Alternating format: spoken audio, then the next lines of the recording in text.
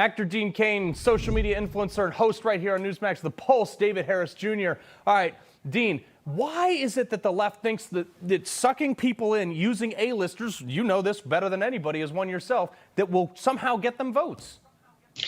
First of all, Carl, I think you said almost everything that needs to be said in your monologue, which was hysterical, by the way. But I'm mad at you because you made me watch that stupid Vaccinate song. My bad. So I'm a little angry. But the thing that's funny is this, you nailed it, though, authenticity.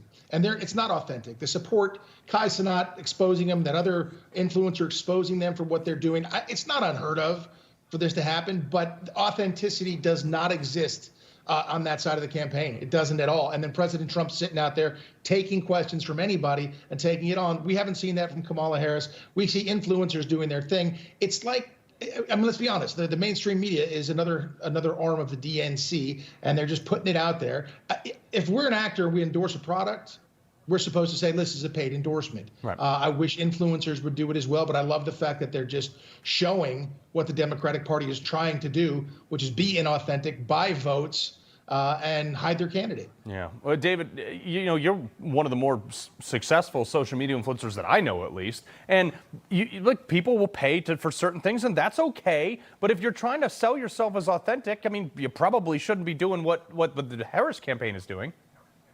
Yeah, absolutely not, Carl. It's hilarious to me that I've been doing this influencer thing. I got about 4.5 million followers across all my social media platforms. That's after YouTube even banned me. But I've never been offered to get paid one time from the Trump campaign. Not once in my 8 years now that I've been championing for President Donald Trump. I've been invited to the White House on countless occasions. I can't even tell you. It takes all fingers and toes to count how many times I've been invited. Got to see and meet with President Trump, got to spend time with him. I've not once ever been paid to do that. I show my support for President Trump because I believe that he is the man that he says he is. He's the man that will lead this country in the right direction and get us back on the right track. I think it's amazing that those influencers, and I'm going to highlight the fact that they're black, I don't think that they would have came out and actually showed that they were offered to get paid if the tide hadn't shifted. The tide has been so in one direction for the black community, this monolithic stranglehold on the black vote, that most black people, especially influencers, they're afraid to come out and even show that they're in any way, shape, or form going to expose the Democrat Party for the absolute hypocrisy that they are. They're unauthentic. They're not authentic. They're not authentic, friends. Excuse me. They're not authentic. There's nothing original or general or truth about them. All they can do is lie and try to propagate their propaganda, promote their lies, get as many people to then speak about their lies as possible, and it's exposing them. So I think it's a beautiful thing that those influencers came out and said, hey, these guys, they're not real. But Dean, I got to ask, look, I've been to your place in California, beautiful place, beautiful neighbors and everything like that.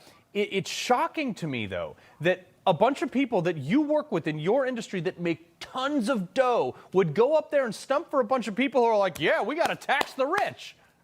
Yeah, well, Hollywood people aren't smart. For the most part, they're not. In fact, okay, interview's done. I'm out of here.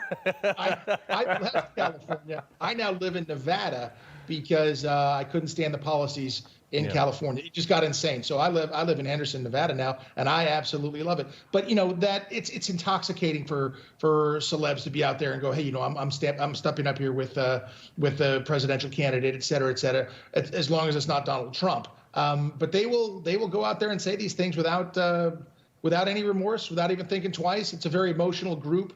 Hollywood is, where it's about emotion, making movies and so on and so forth. So they'll get out there and emotionally say some things without looking at the real facts. I mean, if you look at where this administration has brought us in the last 3.5 years versus where it was when Trump was in the middle of his presidency before the pandemic, it's not even close. And then David nailed it 100%. It's about the policies. It's about authenticity. I support President Trump. No PAC has ever, offered to pay me. I'm willing.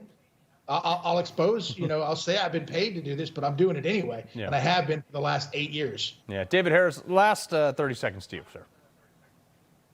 You know, I'm just tired of all of the divisive rhetoric, and it seems like it's constantly coming from one side of the aisle. The Democrats, they want to divide us based on our race, based on our gender, if they can define gender. They want to say that Kamala is black or she's brown or she's Asian, or why is Trump saying she's not black?